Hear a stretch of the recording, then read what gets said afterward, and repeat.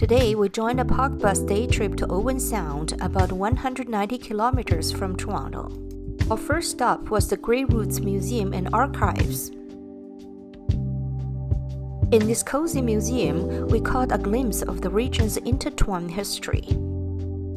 From indigenous heritage and a rapid pioneer settlement to the transformation of a harsh wilderness into the thriving agriculture and energy-producing communities of present-day Grey and Bruce counties.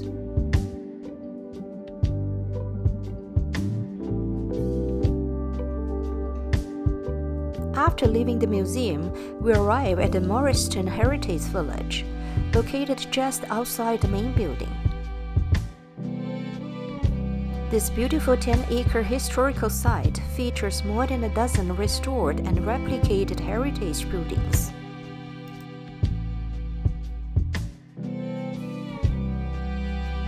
The surroundings make us feel as though we have stepped into a movie set from Grey County in the 1920s.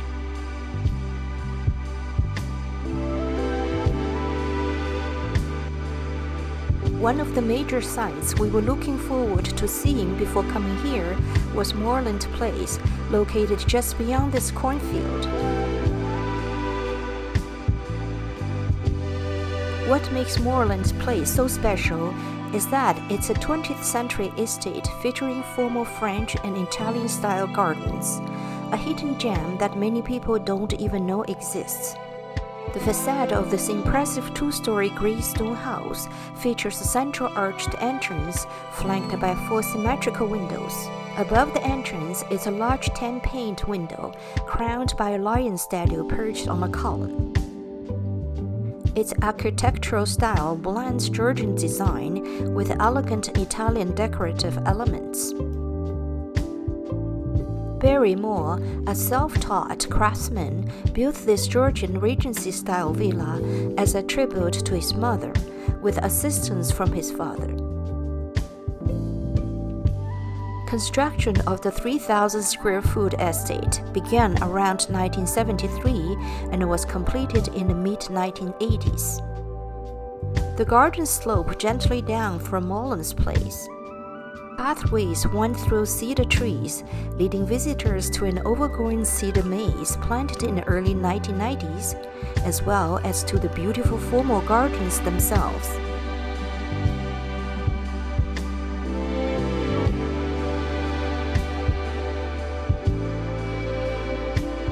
Barry Moore's recreation of a Georgian Regency-style mansion, together with his extensive gardens, leaves every visitor in awe.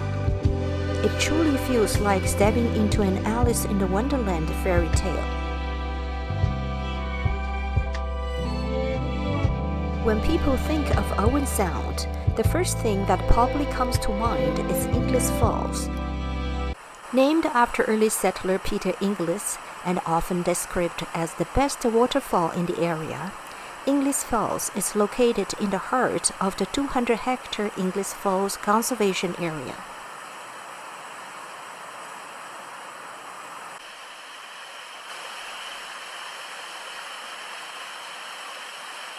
Formed where the Sydenham River meets the edge of Niagara Escarpment, this spectacular 18-meter waterfall plunges into a gorge that has been carved over thousands of years.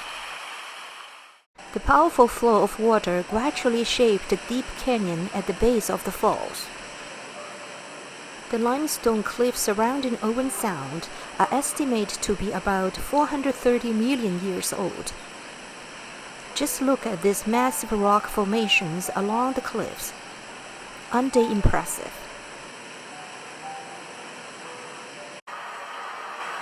On this mid-May day, the spring meltwater brings the falls to full volume, creating a truly magnificent sight. The falls are located within a conservation area that offers 7.4 kilometers of trails connected to the Bruce Trail. After leaving the falls, we decided to follow the trail all the way to downtown Owen Sound.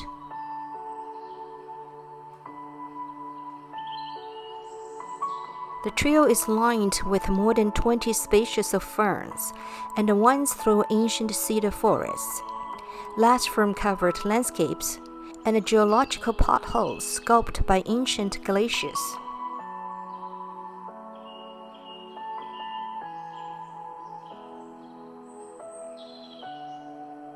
In spring, the forest comes alive with vibrant colors.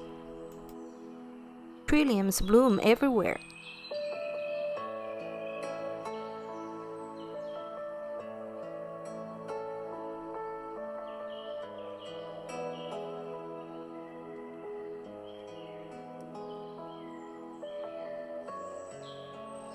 Birds singing in the trees,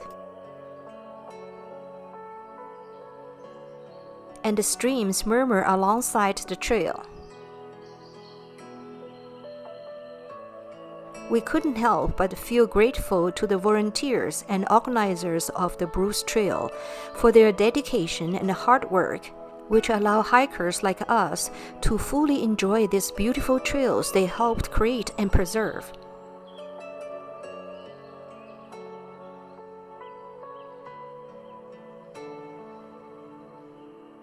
After walking for a little more than an hour, we finally arrived in downtown Owen Sound. Owen Sound, known as the Scenic City and a vibrant urban and cultural hub of Grey County, is located on the southern shores of Georgian Bay. The city is historically known as the northern terminus of the Underground Railroad, as well as the important destination for arts, nature, and the Great Lakes shipping. Downtown Owen Sound, also known as the River District, offers a charming blend of heritage architecture, local boutiques, art galleries, and vibrant culinary spots centered around the Sydenham River. Notable landmarks include the former Grand Opera House, now known as the Roxy Theatre, and the historic Old Post Office.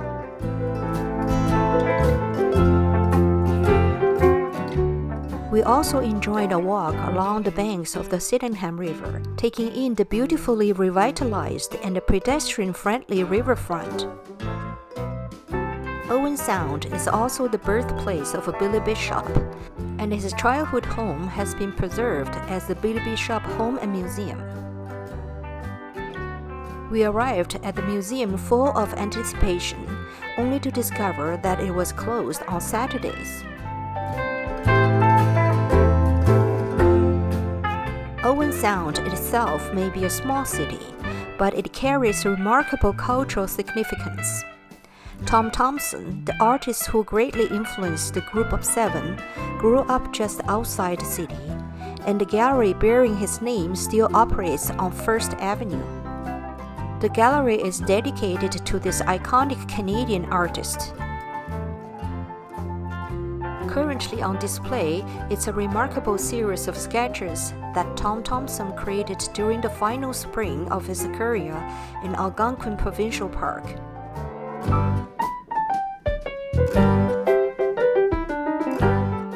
In addition to Thompson's works, the gallery also features a salon-style arrangement of artworks, with pieces reflecting the changing seasons as the exhibition evolves throughout the year. After finishing our tour of Owen Sound, we headed to Mudtown Station Brewery and Restaurant for dinner. Built in 1946, this former Canadian Pacific Railway station has been designated a historic site by the Ontario Heritage Trust. In partnership with the city of Owen Sound, Mudtown Station has carefully preserved the station's unique architecture while transforming the building into a lively part of the growing river district. Today, the beautifully restored station operates as both a brewery and a restaurant, offering a wide selection of craft beers. The food is made entirely from scratch, using locally sourced ingredients, with everything prepared in-house. There's hardly a better way to end a wonderful day than by enjoying delicious food and a craft beer in such a historic setting.